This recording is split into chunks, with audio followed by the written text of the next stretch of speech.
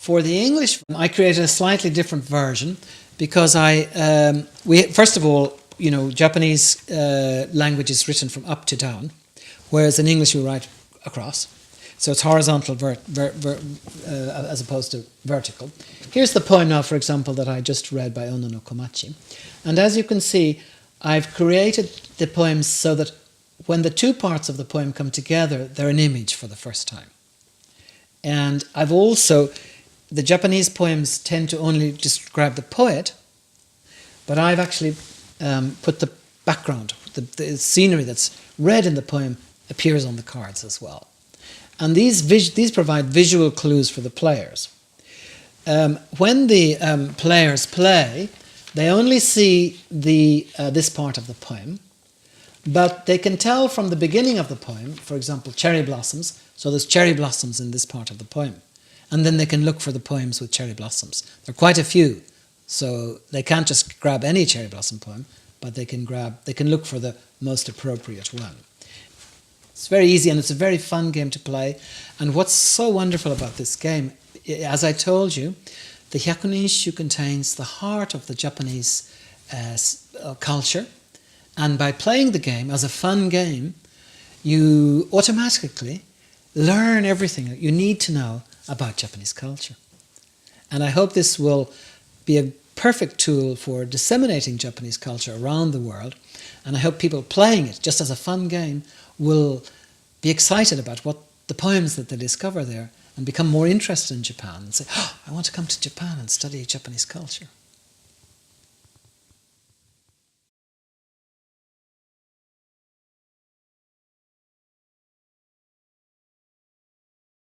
In the classical period, in the court, for example, not in the ordinary places, but in the court, the men and the ladies lived separately.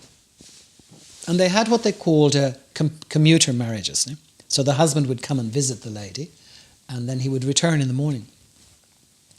And the way that love was established was by sending a poem in a letter. And there were three things that the lady would judge whether she liked the man. The first one was the quality of the poem.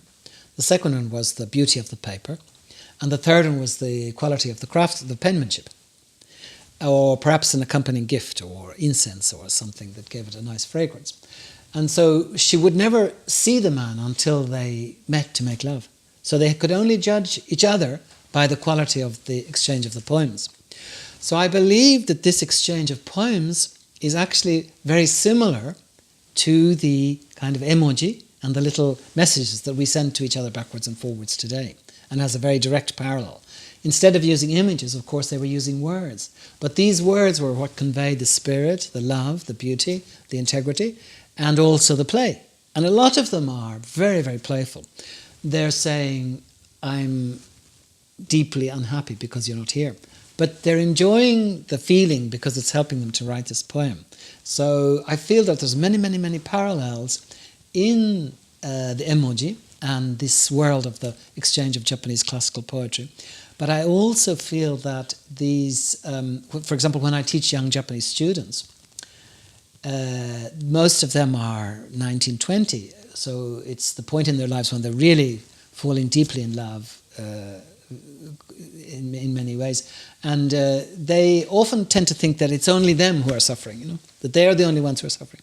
So when they're introduced to this world of love in literature, they realize, oh, there's other people, the Japanese, my ancestors, were like this too, were the same. So they get a great feeling of satisfaction from that.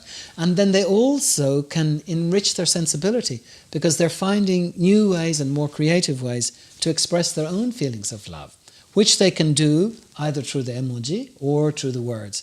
Because the important thing, I think, is to convey the feelings, not what we use to convey it. So I would say that nothing could be more helpful to a young person wishing to succeed in love than to read these poems. But it's not only true for younger people, it's also true for older ones too.